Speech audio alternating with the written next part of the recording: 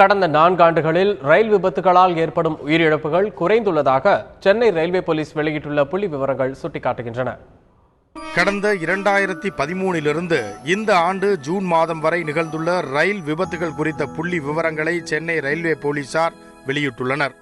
கடந்த 2013 ஆண்டில் ரயில் விபத்துகளில் 98 உயிரிழப்புகள் பதிவாகியுள்ளன.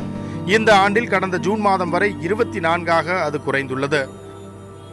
கடந்த 2013 ஆண்டில் 17 ரயில் நிலையங்களில் நிகழ்ந்த விபத்துகளில் 13 உயிரிழப்புகள் ரயில்வே கேட்டுகளை கடந்தபோது நிகழ்ந்துள்ளது.